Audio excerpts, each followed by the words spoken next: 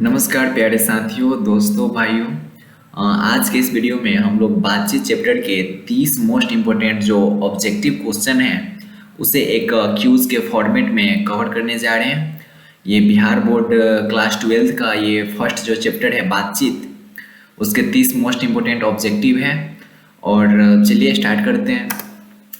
ये क्या है, एक मोटिवेशनल सा कोट है कि हारा वही जो लड़ा नहीं। ये बिल्कुल सही है। जो बातचीत चैप्टर है वो बालकृष्ण भट्ट द्वारा लिखा गया हुआ है। बातचीत जो चैप्टर है, जो कि एक निबंध है, वो किसके द्वारा लिखा गया हुआ है? बालकृष्ण भट्ट जी द्वारा लिखा गया हुआ है। आपको ये चीज़ भी याद करना होगा और ये चीज़ आती भी है कि कौन सा चैप्टर किन्होंने लिखा है। तो जो बातचीत चैप्टर है वो किन्होंने लिखा है? बालकृष्ण भट्ट जी द्वारा लिखा गया है। तो ये फर्स्ट क्वेश्चन हम लोगों के सामने आया है। एक काम कीजिएगा आप लोग कि जो हम क्वेश्चन जब बोल रहे हैं उस वक्त चार जो ऑप्शन आते हैं तो खुद से 5 सेकेंड लीजिएगा और इसका आंसर खुद से देने की कोशिश कीजिएगा। और बाद में हमने जो आंसर दिया है उनसे आप अपना आंसर मैच करने की कोशिश कीजिएगा, ठीक है। यहाँ क्या है कि बालकृष्ण भट्ट की रचना बातचीत क्या है? एकांकी है, कहानी है, यात्रा संस्मरण है, या फिर एक ललित निबंध है? तो बालकृष्ण भट्ट की जो रचना है बातचीत वो एक ललित निबंध है। इसका ऑप्शन डी करेक्ट हो गया। बालकृष्ण भट्ट किस युग के निबंधकार थे? बालकृष्ण भट्ट किस युग के निबंधकार थे? प्रसाद युग के थे, भारतेंदु युग के थे, द्विवेदी युग के थे, या फिर स्वतंत्रायोत्तर युग के थे? तो इसके चार ऑप्शन है। इसके होना चाहिए भारतेंदु युग के। वो क्या थे? भारतेंदु युग के वो निबंधकार थे। कौन? बालकृष्ण भट्ट जी। नेक्स्ट क्वेश्चन है कि मनुष्य की बातचीत का उत्तम तरीका क्या है? मनुष्य की बातचीत का उत्तम तरीका क्या है? यहाँ पे चार ऑप्शन है। इसमें से कौन सा ऑप्शन करेक्ट है या आप खुद से ट्राई कीजिए, खुद से आंसर दीजिए और हमने जो आंसर दिया है उसे आप मैच कीजिए और देखिए कि हाँ कि आपका जो आंसर है वो करेक्ट है या फिर नहीं है। तो मनुष्य की बातचीत का उत्तम तरीका क्या है? तो इसका ऑप्शन होना चाहिए कि अवाक होकर अपने से बातचीत करना। क्या होना चाहिए? अवाक होकर अपने से बातचीत करना। नेक्स्ट जो चौथा क्वेश्चन है कि संवाद में सबसे महत्वपूर्ण क्या है? संवाद में सबसे महत्वपूर्ण क्या है? तर्क है, बी जिज्ञासा है, आत्मीयता है, या फिर प्रवाहपूर्ण भाषा है?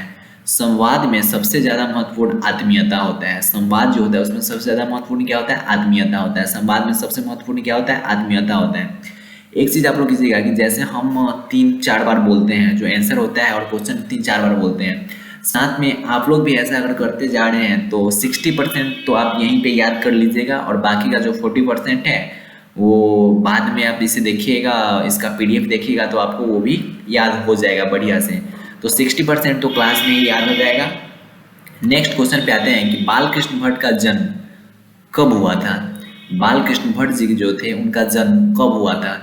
23 जून 1884 ईस्वी को, 23 जून 1844 ईस्वी को, 20 जुलाई 1902 ईस्वी को, 18 दिसंबर 1834 ईस्वी को। तो जो बालकृष्ण भट्ट जी थे उनका जन्म कब हुआ था? तो आप लोगों ने जो ये चैप्टर है बातचीत उसका जीवनी तो पढ़ा ही होगा। तो ये सब चीज़ें जो है जीवनी में ही आता है कि उनका जन्म कब हुआ था, वो कहाँ से थे, उनका निवास स्थान कहाँ था, उनका जन्म कहाँ हुआ था, उन्होंने कौन कौन सी रचना की है।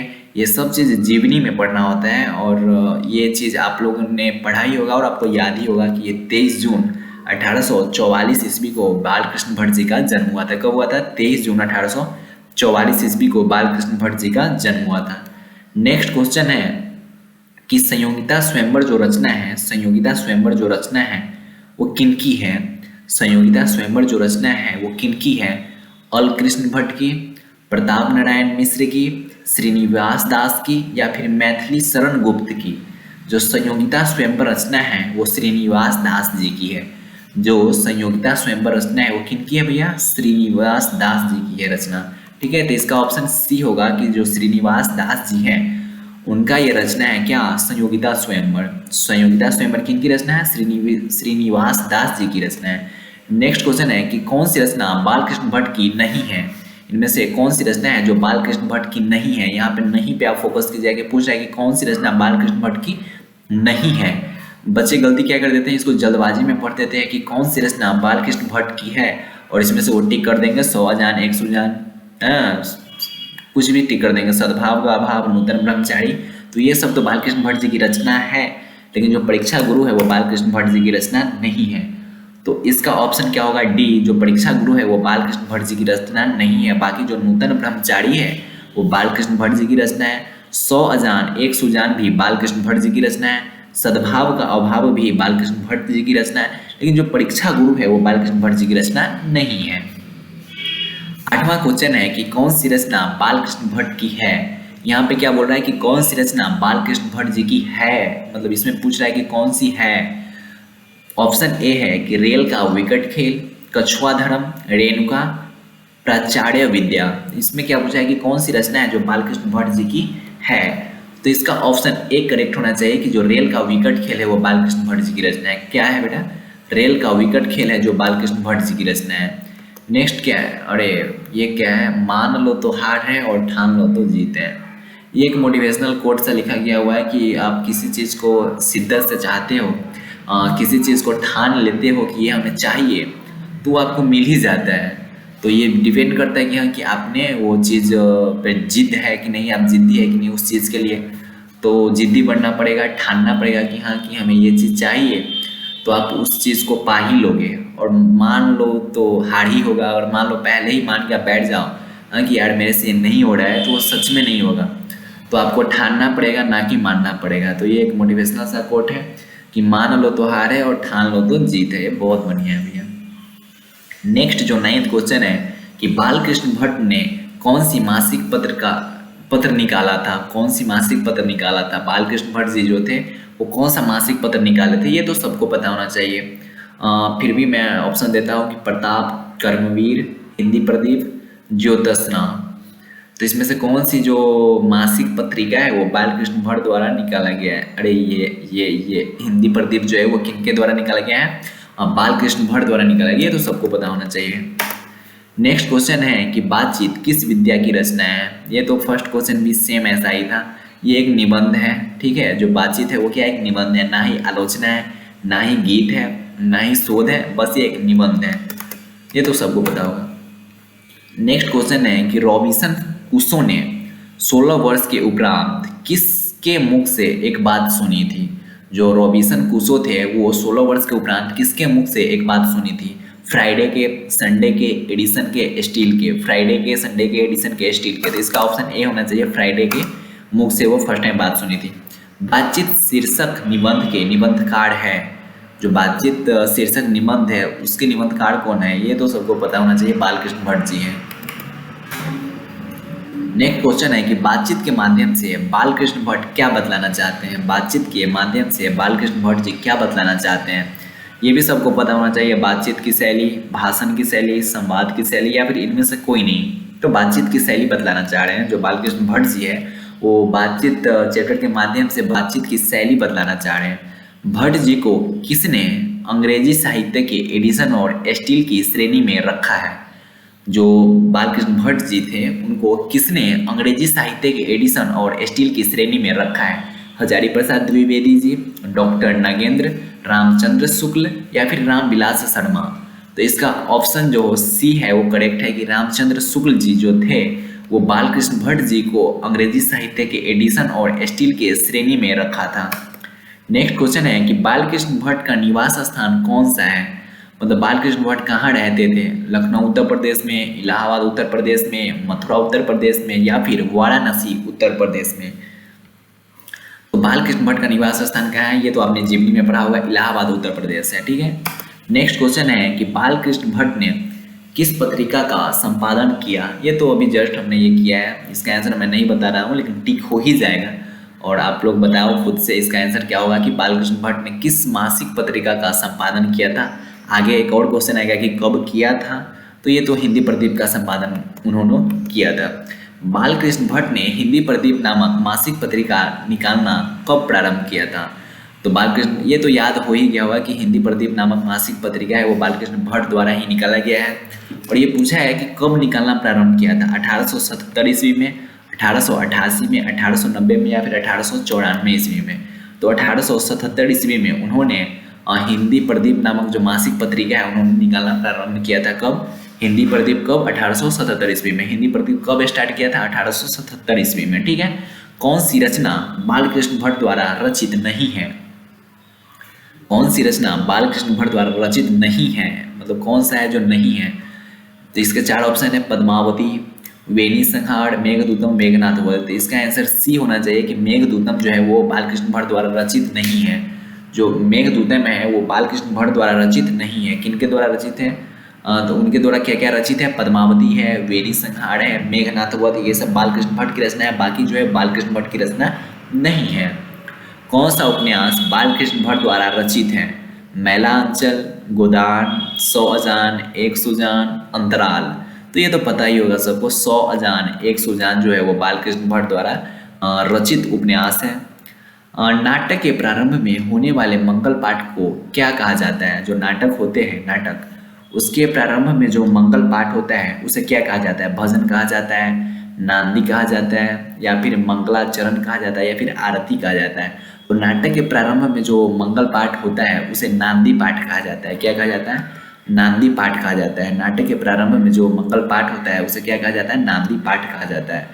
रॉबिन्सन क्रूसो को कब तक मनुष्य का मुख देखने को नहीं मिला? जो रॉबिन्सन क्रूसो थे उनको कब तक मनुष्य का मुख देखने को नहीं मिला था? 10 वर्ष तक, 12 वर्ष तक, 16 वर्ष तक, या फिर 18 वर्ष तक।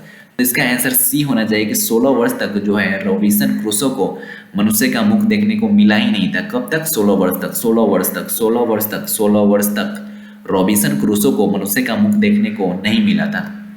नेक्स्ट क्वेश्चन है कि असल बातचीत सिर्फ 2 व्यक्तियों में ही हो सकती है, ये किसका मत था? तो ये तो सबको पता होगा, एडिसन। जो असल बातचीत है वो 2 मनुष्य के बीच ही हो सकती है, ये एडिसन का कहना था। असल बातचीत किसके बीच हो सकती है? 2 मनुष्य के बीच हो सकती है, ये एडिसन जी का कहना था। एडिसन के अनुसार असल बातचीत कितने लोगों के बीच हो सकती है? ये तो सेम क्वेश्चन है क्या, 2 लोगों के बीच हो सकती है। अगला क्वेश्चन है कि बातचीत से मन किस प्रकार का हो जाता है? बातचीत से मन किस प्रकार का हो जाता है? क्रोधपूर्ण हो जाता है, भारी और बोझिल हो जाता है, हल्का और स्वच्छ हो जाता है, इनमें से कोई नहीं। तो बातचीत से मन जो होता है हल्का हो जाता है और स्वच्छ हो जाता है। हल्का हो जाता है और स्वच्छ हो जाता है। ये एक मोटिवेशनल सा कोट है, क्या है भैया, कि गिरूंगा, ओके, उठूंगा, ठीक है, संभलूंगा, अच्छा, और फिर दौड़ूंगा। ये बहुत ही ज़्यादा अच्छा है। इसे अपने स्टडी टेबल के सामने चिपका लो, लिख के चिपका लो कि गिरूंगा लेकिन उठूंगा फिर से, और संभलूंगा लेकिन फिर से चलूंगा। ठीक है, गिरता है, सब लोग गिरते हैं, हाँ, हारता है, सब हारता है, लेकिन जो उठता है और संभलता है और फिर से दौड़ना स्टार्ट करता है वही जीतता है। ठीक है। नेक्स्ट क्वेश्चन है कि किसके न होने से सृष्टि गूंगी प्रतीत होती है? मतलब किसके न होने से सृष्टि जो है वो गूंगी प्रतीत होती है? श्रवण शक्ति, वाक शक्ति, दिव्य शक्ति, या फिर स्मरण शक्ति। तो ये तो सबको पता चला कि वाक शक्ति के न होने से जो सृष्टि है वो गूंगी प्रतीत होगी। आर्ट ऑफ कन्वर्सेशन कहाँ के लोगों में सर्वाधिक प्रचलित है? जो आर्ट ऑफ कन्वर्सेशन है वो कहाँ के लोगों में सबसे ज़्यादा प्रचलित है? अफ्रीका के, भारत के, यूरोप के, या फिर कनाडा के? तो आर्ट ऑफ कन्वर्सेशन मतलब बातचीत करने की जो कला है वो यूरोप के लोगों में सबसे ज़्यादा प्रचलित है। ठीक है, ऑप्शन सी होगा। बालकृष्ण भट्ट किस काल के रचनाकार हैं? आदिकाल के हैं, भक्ति काल के, रीति काल के, या फिर आधुनिक काल के हैं? तो जो बालकृष्ण भट्ट है वो आधुनिक काल के रचनाकार हैं। ठीक है, option D. Okay, thanks for attending this beautiful session.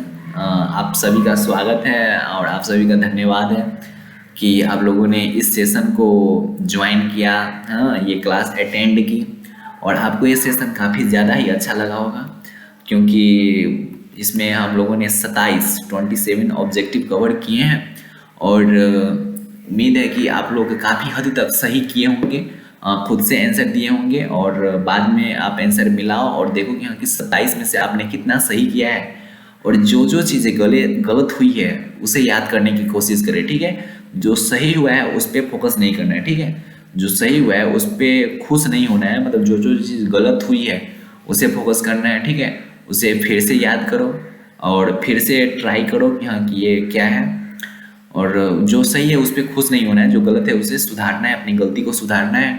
और इसी प्रकार का सेशन हम लोग लाते रहेंगे। ठीक है, ये फर्स्ट चैप्टर था, ये बातचीत।